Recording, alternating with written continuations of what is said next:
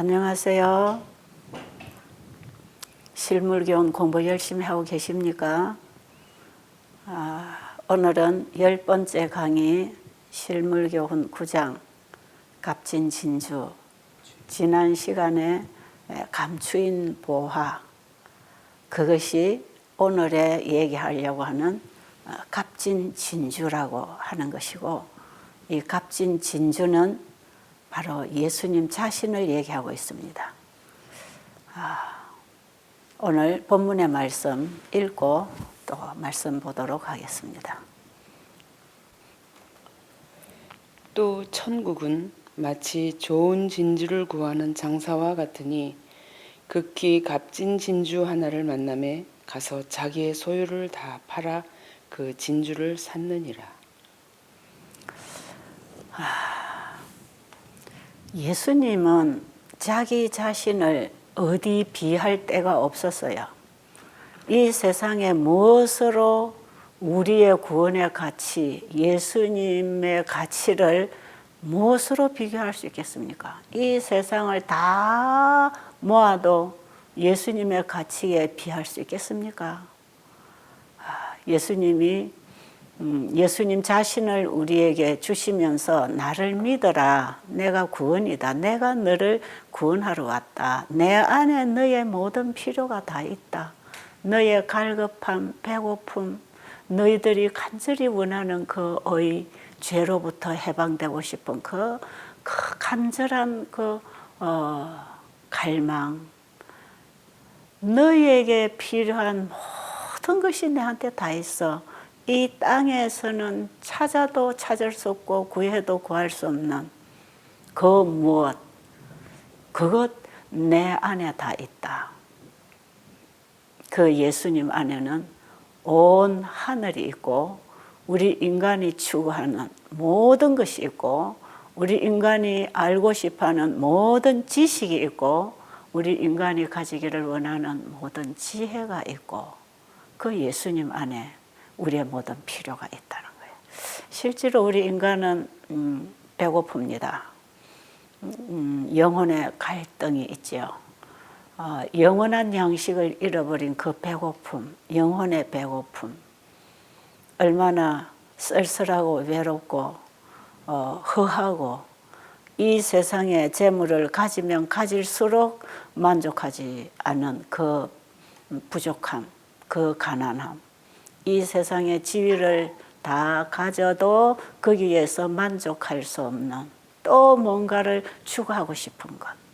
여러분, 대통령이 되면 다 가진 것 같죠? 대통령이 되면은 그 마음이 충족될 것 같죠? 그런데 대통령도 그 가슴에 채울 수 없는 허공이 있다는 것입니다. 예수님께서 자기 자신을 값진 진주로 비유하셨을 때에는 우리 인간이 가장 소중하다고 하는 그 진주를 비유로 말씀하셨어요. 저는 오늘 아침에 이 말씀의 제목을 곰곰이 좀 명상을 하면서 이 세상 사람들이 가장 소중하게 또 값이 나간다고 생각하는 그 진주, 보화, 여기에다가 예수님을 비유하셨다는 것은 예수님 자신을 너무 낮게 작게 표현한 거죠. 우리가 이 세상의 진주와 보석을 다 끌어모은다고 해도 어찌 그것으로 예수님을 살 수 있겠습니까? 그 예수님 안에 있는 지혜와 지식의 보화, 영적인 충만은 이 땅의 것으로는 살 수 없는, 바꿀 수 없는 가치. 그 가치를 우리는 알아야 될 것 같아요. 그 가치를 알아야만이 내 모든 소유를 다 팔아서 그 진주를 살 것인데 왜 우리는 우리 모든 소유를 팔아서 그 진주를 살려고 하지 않는가? 가치를 몰라서 그래요.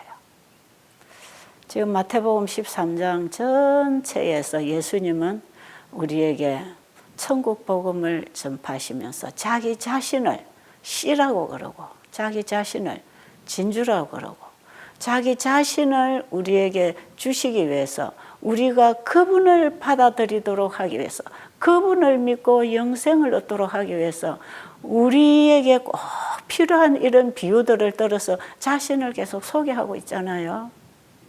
예수님이 어떤 분인데 우리에게 찾아오셔서 제발 나를 믿고 살아라고 사정사정을 하면서 내가 값진 진주다 그렇게 말씀하시죠. 귀하다고 하는 이 진주는 예수님이 보실 때는 정말 가치 없는 거 아니겠어요? 욥기 28장에 보면 이 세상에 어떤 보석으로도 어떤 금은으로도 이 지혜를 예수 안에 있는 이 지혜와 지식을 살 수 없다 그랬잖아요. 이것은 이 세상 어디를 가도 살 수 없는 거라 그랬어요.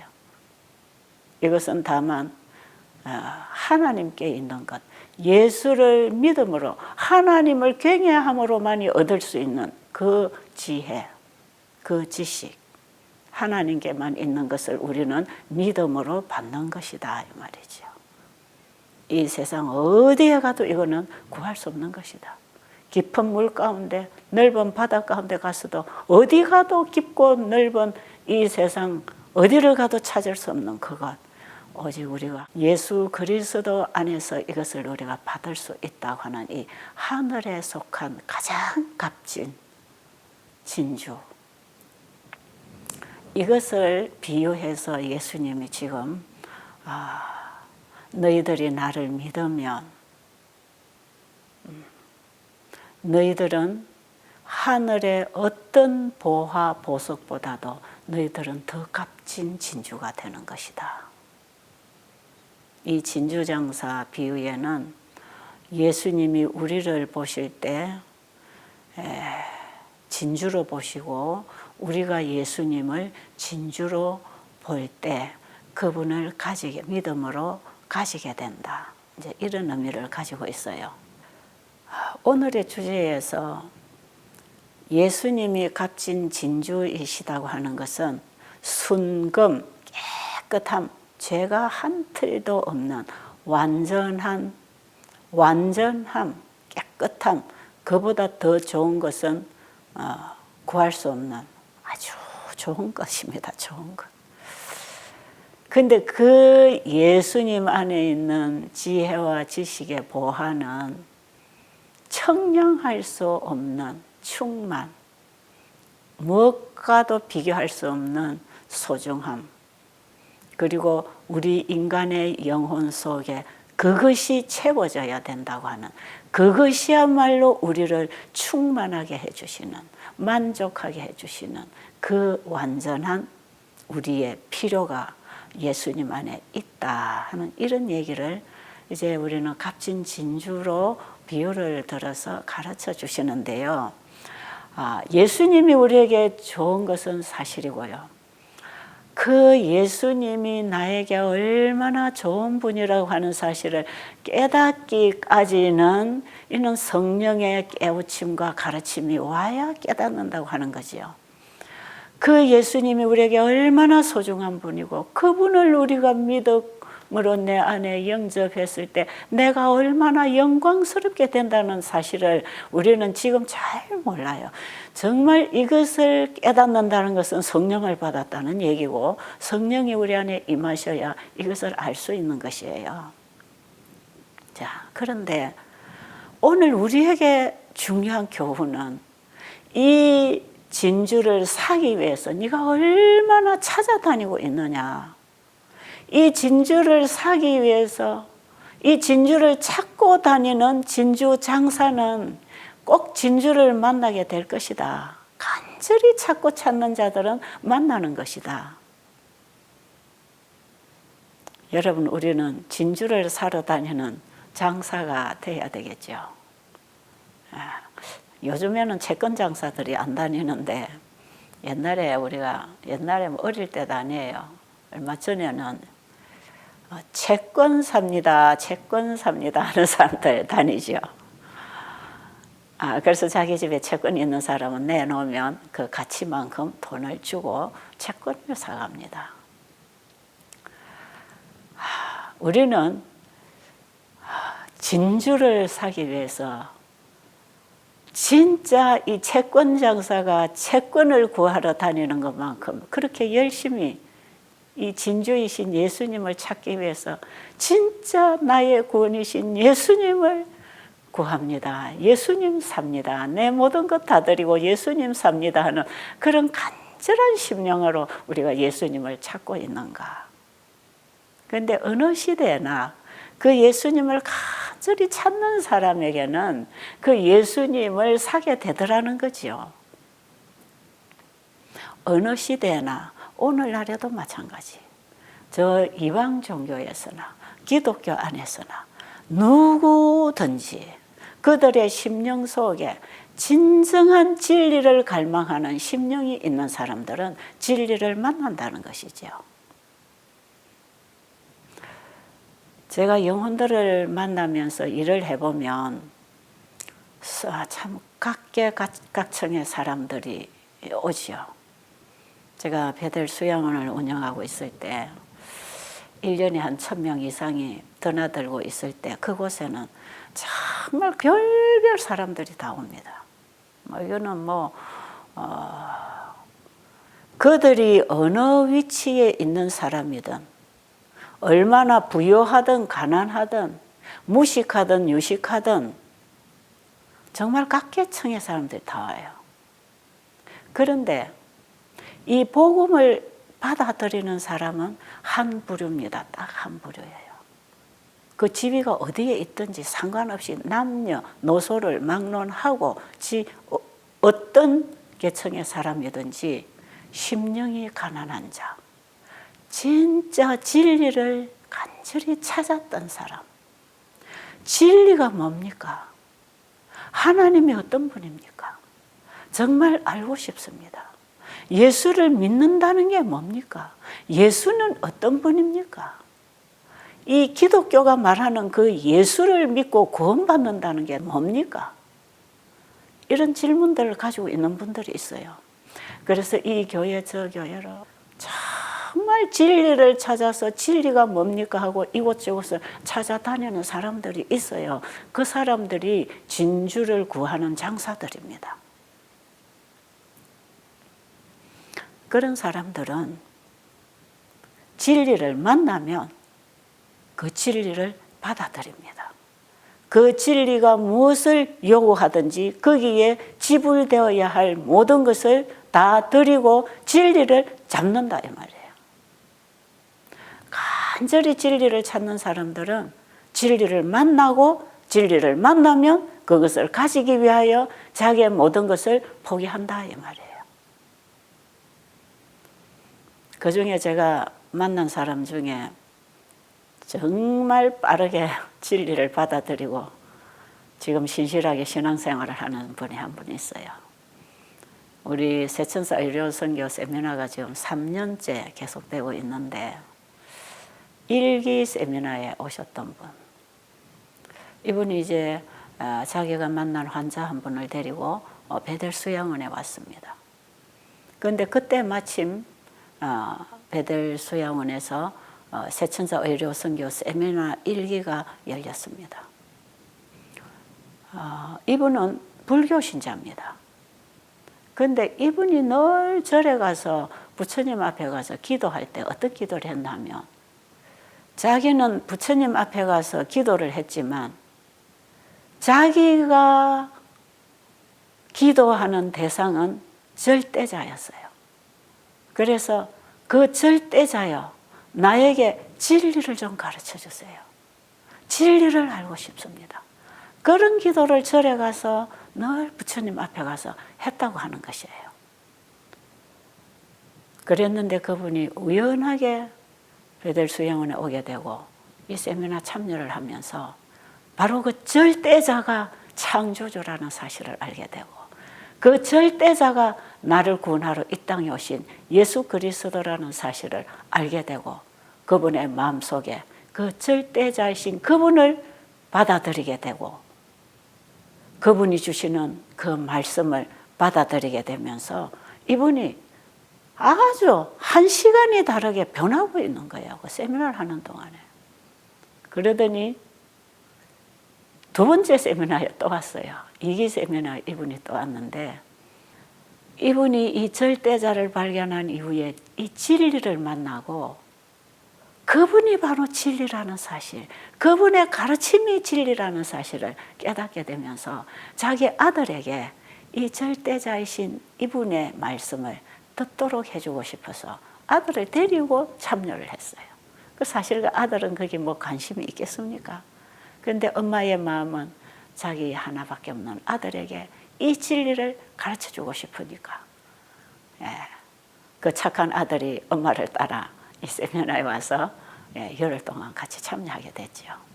거기서 이 엄마는 침례를 받았습니다. 그리고 그 다음부터 이분이 이제 열심히 교회를 다니게 되었지요. 그런데 이분은 집에 돌아가서 말씀에서 깨달은 대로 순종을 하는 것입니다. 식탁부터 다 바꾸고 그 다음에 성경을 읽기 시작하고 성경을 이해하기 위해서 엘렌 화이트 여사 책을 거의 다 읽어간다 그래요. 얼마나 열심히 말씀을 보고 그 말씀을 보면서 그 말씀에 순종하려고 마음을 열고 말씀을 읽으니까 그 말씀이 얼마나 잘 깨달아지겠어요. 그것이 대화를 해보면 영적인 대화, 가장 깊은 그 영적인 부분을 대화할 때 이 사람 그걸 다 같이 공감하고 깨닫고 함께 대화가 되는 분이에요.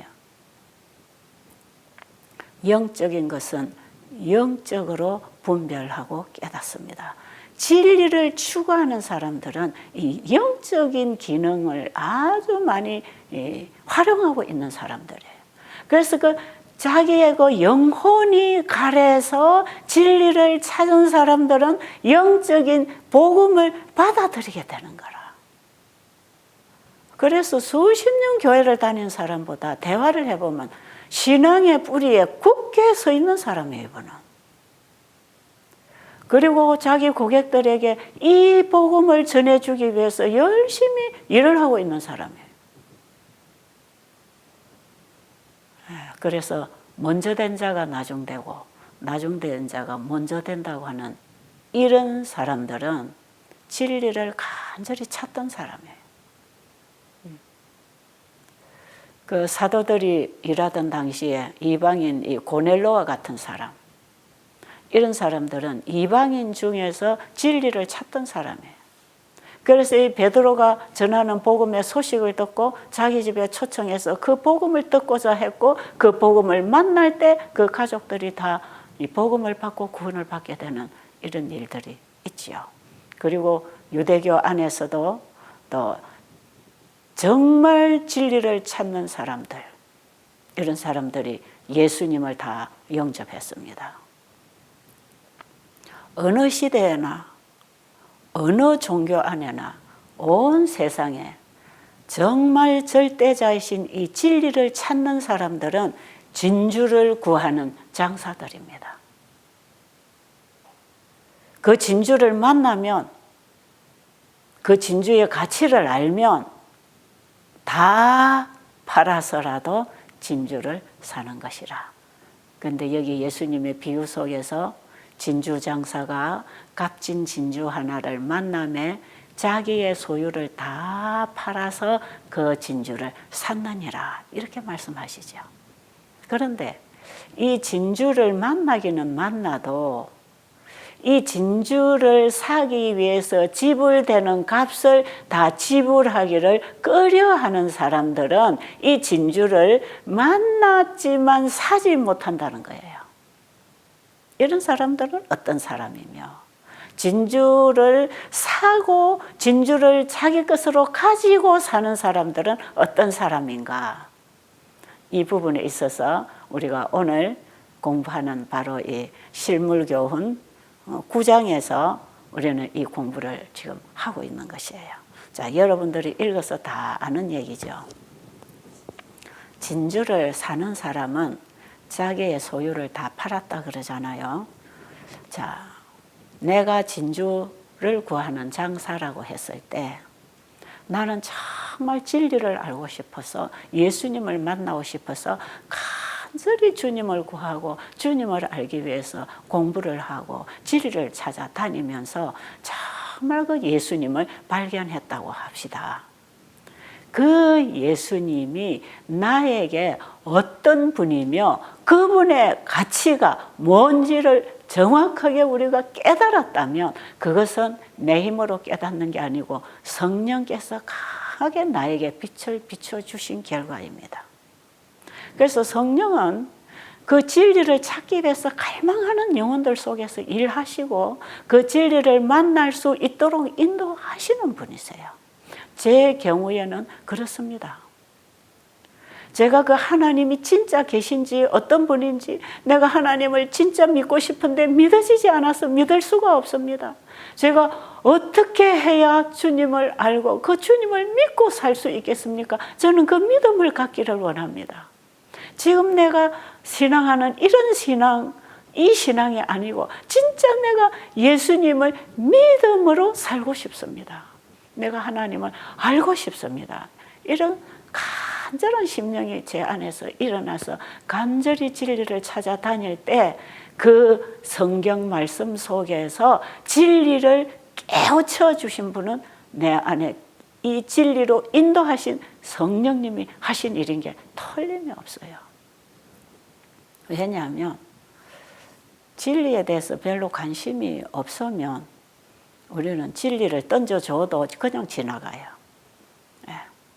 아무리 구원의 복음의 잔치가 열려 있는 그 자리에 가서 앉아 있어도 어떤 사람 그 복음의 잔치에서 복음을 먹고 살아나는 이런 일이 있어도 그게 관심 없는 사람은 그냥 돌아오는 거거든요. 가난한 심령으로 예수님에게 온 사람들은 다 얻어갔지만 부자는 거기 가서 빈손으로 돌아왔다 그러잖아요. 아무리 천국 잔치가 열려도 거기서 천국 음식을 하나도 먹지 못하고 그저 돌아오는 사람 있단 말이에요. 제가 그동안에 성경을 읽어도 간절하게 주님을 찾는 그런 심령으로 구하는 심령으로 성경을 보지 아니할 때는 그냥 다 지나간 글자들입니다. 제가 성경을 여러 번 이렇게 읽고 지나가고 했지만 제게 들어오지 않았던 그 말씀이 이사야 53장 1절부터 읽어 나갈 때 거기에서 나를 위하여 십자가에 대신 죽으신 그 예수님이 딱 보이는 거예요. 그게 딱 보여요. 참 놀랍죠. 이사야 53장 우리가 주로 많이 읽잖아요. 그 예수님에 대한 예언이거든요. 메시아가 오시면 그분이 우리에게 어떤 분이 된다고 하는지 내 죄를 위해서 대신 죽으실 그 속죄 양으로서 그분이 오셔서 우리 죄를 위해서 십자가에 죽으실 거단 말이에요. 이 예수님에 대해서 유대인들은 성소 제도를 통해서 얼마든지 날마다 공부하고 배우고 그들이 죄를 지으면 양을 끌고 와서 제사를 드리면서 그 양을 죽일 때에 오실 메시아가 내 죄로 죽을 걸 믿고 양을 잡아 제사 드린 그들이 나중에 실제로 예수님이 오셨을 때 그분을 잡아 죽이는 그런 일을 했던 것처럼 정말 우리도 얼마나 성경에서 예수님을 공부하고 배우고 알고 했습니까? 얼마나 우리가 예배드리고 기도하고 예수님 보혈의 피를 믿는다고 했습니까? 그런데 실제로 지금 내 마음을 두드리고 나를 찾아오신 그분은 내가 영접하지 않더라 이 말이에요. 그러니까 우리가 성경을 수박 끄달기로 읽고 신앙을 형식적으로 하고 남 따라 기도하고 남 따라 노래 배워서 노래 부르고 남이 가르쳐주는 성경 공부해서 약간의 성경 지식을 알고 있고 이 정도 가지고는 그 진주를 만날 수가 없어요. 우리가 간절히 주님을 만나기 원할 때 그분을 알기 원할 때 성령께서 우리를 진리 가운데로 인도하셔서 예수님을 만날 수 있는 말씀에다가 우리를 고정시켜 주는 것입니다. 정말 저는 30년 신앙을 하다가 이사야 53장 5절에서 딱 꽂혔어요. 거기서. 아, 나를 위한 십자가구나. 예수님이 오신 건 나를 위해 오셨구나. 내 죄 때문에 그분이 죽으러 오셨구나. 그리고 그분이 오신 것은 천국을 나에게 선물로 주시려고 내 죄를 대신해서 그분이 죽으시고 그분이 누리는 천국을 나에게 받으라고 하는구나. 여러분, 정말 저는 구원을 받고 싶은데 내 자신을 바라보면 이 죄가 끊임없이 나를 괴롭히고 있는 여기서 내가 자유를 얻지 못하고 구원을 받지 못한 상태에서 내가 어떻게 하늘에 갈 것인가? 어떻게 내가 하늘 백성이 될 것인가? 내 자신의 상태를 보고 좌절하면서도 포기할 수 없어서 내가 주님 알고 싶습니다. 어떻게 구원을 받는 것입니까?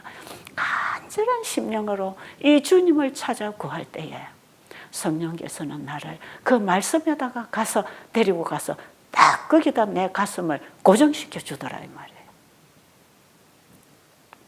이 놀라운 역사야. 이 내 힘으로 할 수 없는 것이었어요. 오늘 우리가 이 말씀 보면 사도들이 그 예수님을 경험하면서 성령이 임했을 때, 오순절 다락방에 성령이 임했을 때 그들이 함께 지내면서 그분에게 배우고 먹고 마시고 살아가면서 그분이 행하는 이적을 많이 보고 그것을 보고 정말 그분을 세상의 주로 그들이 인정을 했던 사람들이지만 그들은 자기 자신을 다 주고 그 진주를 살 만큼 그분에 대한 가치를 몰랐어요. 그랬는데 오순절 다락방에 성령이 임했을 때 자기들이 함께 동거하면서 다니면서 가르쳐 주신 그분이 세상의 구주로 오신 메시아여, 나를 구원하기 위하여 나를 죄로부터 구원하러 오신 나의 구주가 되신다는 사실을 깨닫게 됐을 때 그들은 자기들의 모든 것을 다 바치고 그분에게 다 드리고 그 구원을 샀다 이 말이에요. 샀다는 건 뭡니까? 뭔가를 지불했다는 뜻이지요. 그래서 그들이 예수님을 샀을 때 자기의 모든 소유를 다 팔았다고 하는 것은 여러분, 인간이 가지고 있는 모든 물질들은 다 하나님이 주신 것이에요. 그걸 가지고 이 예수님을 살 수는 없습니다. 이 땅에 수많은 금은 보화를 가지고도 이 구원을 살 수 있는 게 아니에요.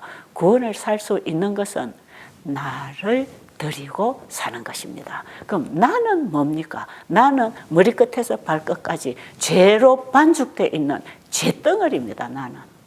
예수님은 죄인을 찾아 이 땅에 오셨기 때문에 그분이 찾는 죄인을 그분이 사기 위해서 하늘의 진주장사로 이 땅에 오셨다 이 말이에요. 그 예수님이 이 땅에 와서 찾는 그 진주는 죄인입니다. 죄인. 내가는 죄인입니다 하는 그 사람을 진주로 보시는 거예요. 왜요?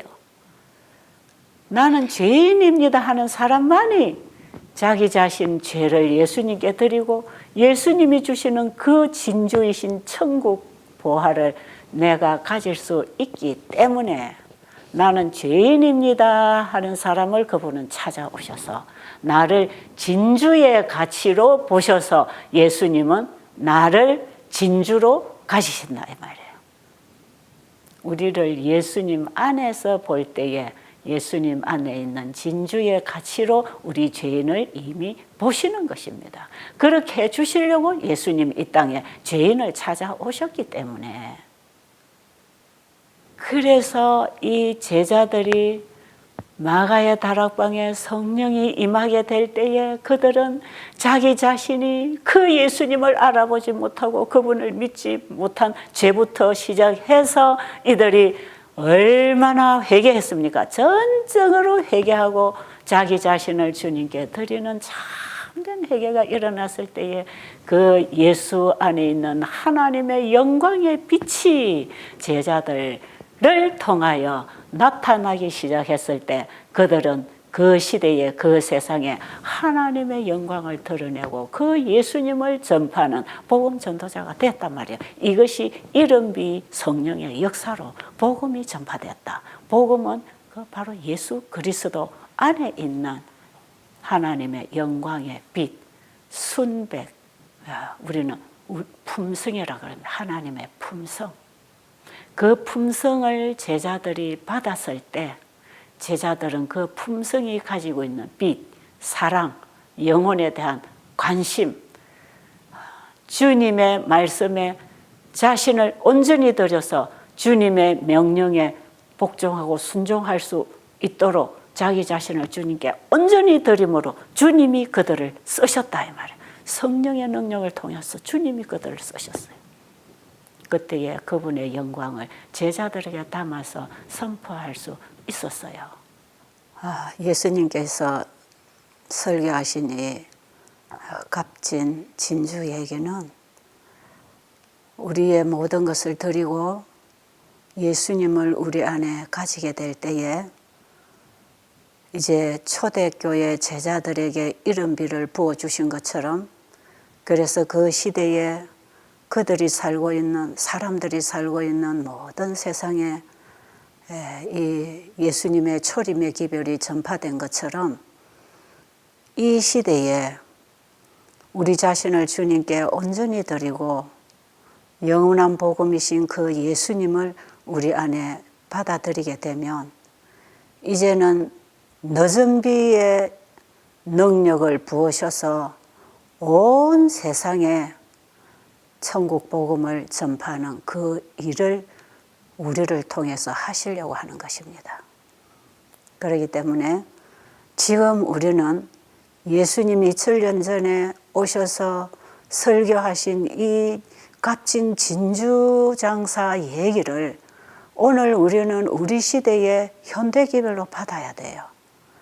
그래서 그 기별을 받아들인 초대교회 사도들이 이른비 성령으로 복음을 전파했던 것처럼 마지막 시대에 살고 있는 우리들은 이 기별을 받아들이고 예수님의 능력을 옷 입어서 우리는 늦은 비에 큰 외침을 하고 이제 하늘에 들어갈 사람들이기 때문에 오늘날 우리에게는 이 복음이 훨씬 더 절실하게 깨달아지고 이해되어서 우리의 마음에 받아들여져야 되는 참으로 고귀한 늦은 비의 기별입니다. 그러니까 우리가 이 공부를 하면서 그저 읽고 지나가지 마시고 그 주님을 그 주님이 어떤 분인지를 우리가 깊이 알아서 그분을 나의 모든 것으로 가지게 되기를 간절히 바랍니다. 우리가 이 진주를 구하는 장사의 심령으로 그 예수님을 간절히 찾고 구하고 만날 때 우리는 우리 자신을 그분께 드리게 됩니다. 드리게 돼요. 제가 그 예수님을 만나게 될 때 이사야 53장을 읽을 때 거기서 그 예수님이 나에게 어떤 분인가 하는 사실을 제가 가슴에서 만나게 될 때 거기서 나는 내 자신을 통째로 그분에게 드리는 내가 죽고 그리스도가 내 안에 영접되는 경험 이게 된다 이 말이에요. 그 구원의 가치를 깨닫게 되면 이것이 거저 주시는 하나님의 선물이라는 사실을 알게 됐을 때 이게 얼마나 감사하고 또 감사하고 감사해서 감사합니다 하는 말 그 자체가 너무 부족해서 그냥 그 감사에 내 자신을 드리는 보답을 하게 된다 이 말이에요. 그래서 죄인인 내가 주님 앞에 드려지고 내가 죽는 것입니다. 그리고 그 감사하시고 그 보아이신 그 소중한 예수님을 내 가슴 속에 받아들이게 될 때 예수님이 내 안에서 역사하실 수 있는 것입니다. 저는 이 경험을 분명하게 했습니다. 그래서 제 인생이 거기서부터 바뀌어졌다고 그렇잖아요. 이 보화를 발견하면 사게 됩니다. 왜요? 내가 간절히 갈망하는 그것이 바로 그 예수님 안에 다 있기 때문에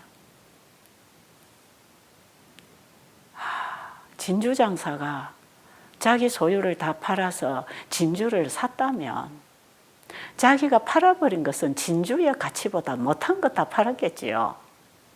그래서 진주를 샀으면 이 진주 장사는 자기가 지금까지 가지고 있던 것보다 훨씬 더 귀하고 값비싼 가치 있는 것을 소유하게 된 것 아니겠어요?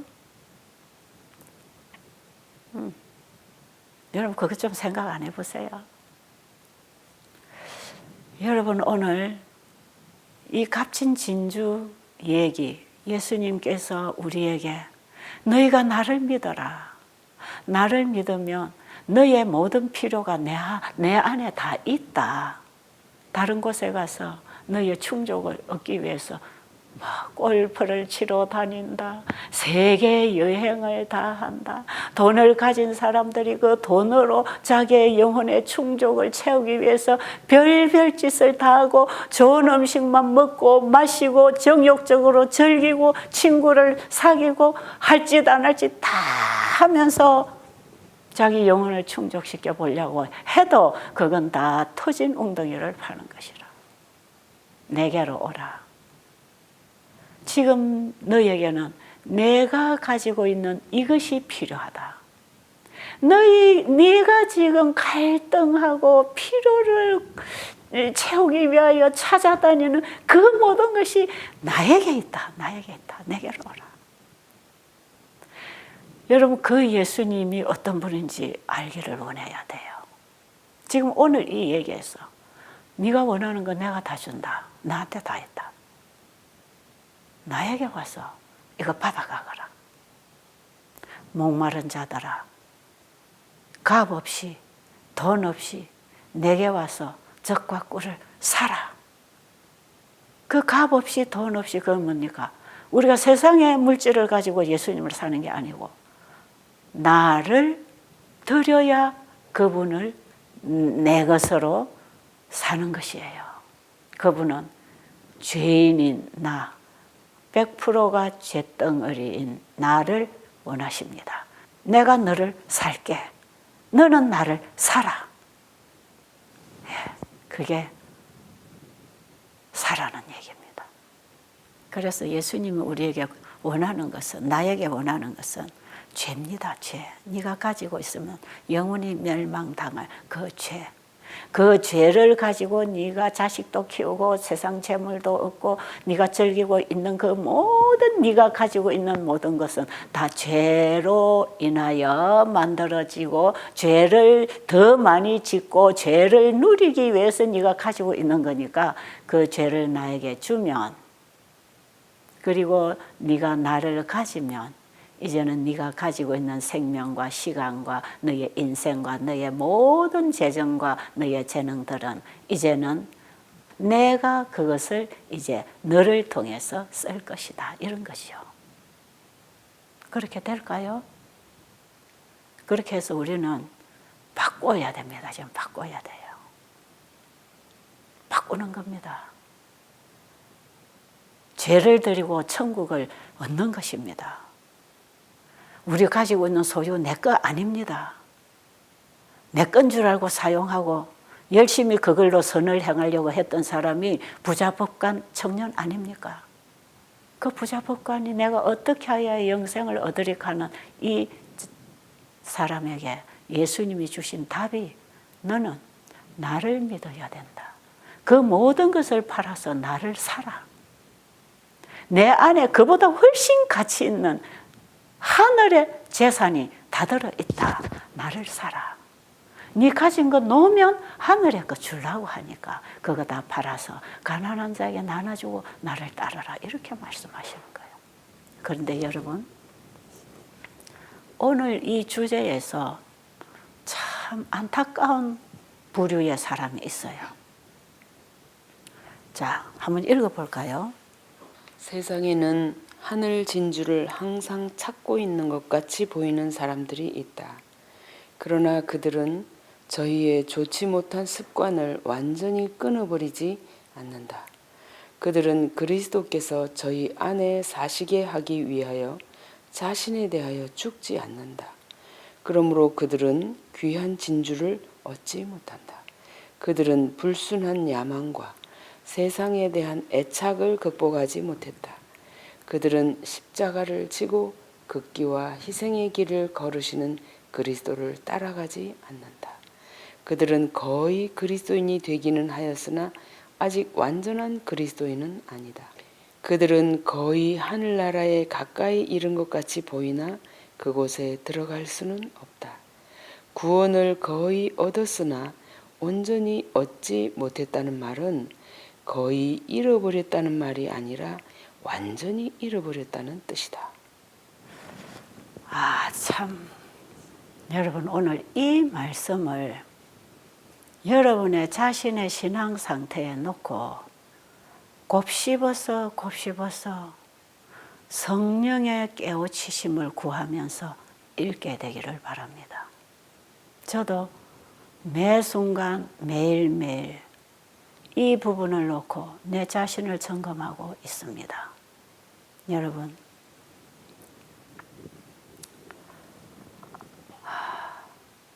진주를 구하러 다닌 이 장사꾼이라 할지라도, 진주를 발견했다 할지라도 이 진주를 자기 것으로 사기 위해서 다 팔지 아니하면 그 진주는 내 것이 안 된다.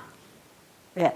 그 진주의 값은 내 모든 것을 요구하고 있기 때문에, 내 모든 것을 다 드리지 않고는 그것을 얻을 수가 없다. 초대교회 사도들이 자기 것을 다 드리고 자기를 굴복하고 그 예수님을 샀습니다. 그 예수님을 가졌어요. 그런데 아나니아와 삽비라는 다 드리기를 아까워했죠. 그 얼마나 숨겨놨다는 거죠. 여러분, 이 사건은 오늘날 우리에게 어떤 교훈을 주고 있습니까? 지금 이 진주, 값진 진주, 이 진주 장사, 이 비유를 통해서 우리가 이 사건을 이해할 때에 아나니아와 삽비라는 왜 그 구원 가까이 그들과 함께 있었으면서 그들이 주님께 헌신한다고 자기 재물을 팔아서 바치면서도 왜 그들이 그 구원을 얻지 못하고 거기서 둘 다 죽었습니까? 왜 그랬습니까? 다 드리지 않았어요. 그 답니다. 다 재물이 많으나 작으나를 따지는 게 아닙니다. 주님께 다 드린다고 해놓고는 왜 남겨놓고 그러면 너는 구원을 받지 못한다는 얘기 아닙니까? 이거 여러분 어떻게 우리가 보면 아나니아와 삽비라가 참 억울한 죽음을 죽었다고 생각 들지 않으세요?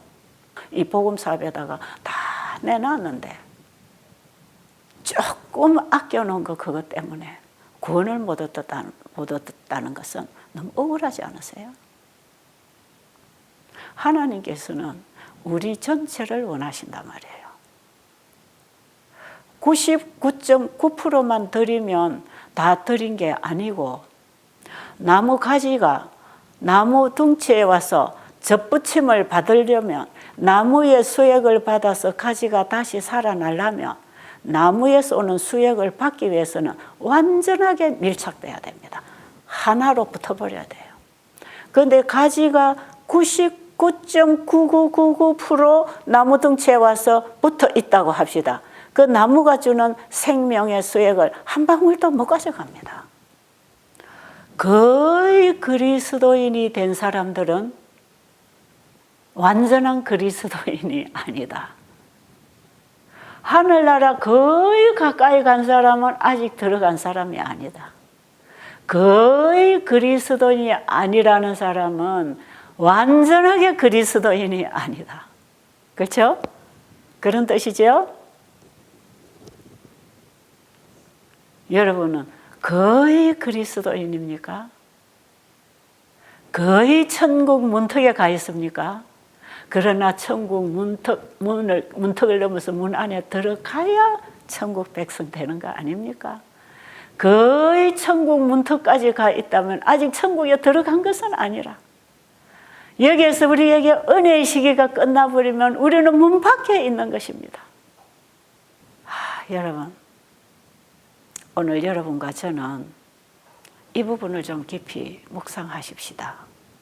내가 지금 주님께 온전히 드려졌고 죽어졌고 주님을 온전히 내가 소유하고 있는 사람인가? 그럼 주님을 온전히 내가 소유했다고 하는 내 상태를 어떻게 진단할 것인가?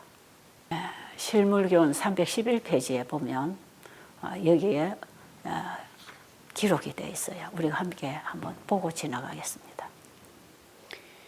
우리가 우리 자신을 그리스도께 바칠 때에 우리의 마음은 그분의 마음과 연합되고 우리의 뜻은 그분의 뜻에 합병되고 우리의 정신은 그분의 정신과 하나가 되고 우리의 생각은 그분에게 사로잡히게 되어 마침내 우리는 그분의 생애를 살게 된다. 이것이 바로 그분의 의의 옷을 입는다는 의미이다. 그리하면 주께서 우리를 보실 때에 무화과 나무 잎으로 엮은 옷이나 죄로 인해 벌거벗고 뒤틀린 우리의 몸은 보지 아니하시고 여호와의 율법을 온전히 순종하심으로 이루신 그분 자신의 의의 두루마기를 보게 된다.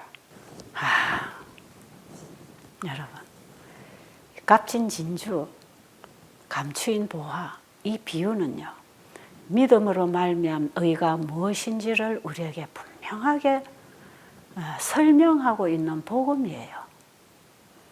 예수님을 우리가 구하고 만나고 내가 죽고 그리스도가 내 안에 사실 때 지금 읽은 이 말씀대로 우리의 신앙 경험이 이루어지는 것이에요. 이제 이후로는 내가 사는 게 아니라 내 안에 그리스도가 사실 때 우리의 뜻은 그리스도의 뜻하고 만나고 내 생각은 예수님의 생각하고 만나고 우리의 일은 예수님의 일이 되고 그래서 내 안에 예수님이 나를 통해서 사실 때 이것이 의의 옷을 입었다는 뜻이고 이렇게 살아갈 때 우리의 더러운 죄는 그분이 하나님께서 보시지 아니하시고 내 안에 계신 예수님의 완전한 순백, 순금 그 깨끗한 의를 우리의 의로 보신다 이 말이에요. 이 믿음으로 말미암는 의의 복음입니다. 실물교훈 전체가 이런 비유를 통해서 우리가 예수를 믿음으로 받아들였을 때 우리가 어떻게 살고 나중에 어떤 사람이 될 것인가 마지막 장까지 계속 그 얘기를 하고 있어. 그래서 이 실물교훈 전체는 믿음으로 말미암은 의장입니다. 셋째 천사 기별의 핵심이 믿음으로 말미암은 의라 그랬죠. 여러분, 예수님이 지성소에 들어가신 이후에 이 땅에 셋째 천사를 보내셨다 그랬죠. 그 셋째 천사가 가지고 온 기별이 뭡니까? 그게 예언의 신입니다. 여러분 그거 잘 아시잖아요. 그래서 우리는 지금 이 기별을 연구하는 것은 바로 지금 이 셋째 천사 기별을 연구하는 것이고 이제 이 셋째 천사 기별을 우리가 학문적으로 공부하고 역사적으로만 적용해서 되는 게 아니고 이제 이 예수가 우리 안에 들어와서 우리 안에서 그분의 의를 이루어 가시는 이것이 품성이다 말이에요. 이것이 우리가 준비해야 할 하늘에 들어가야 할 품성은 흠도 점도 없는 예수님의 품성을 받음으로 이 품성을 가지고 하늘에 들어갈 수 있다. 이것이 믿음으로 말미암은 의의 복음이요 성경 전체를 포괄하는 내용이 이 복음으로 우리를 인도하고 있는 기별입니다.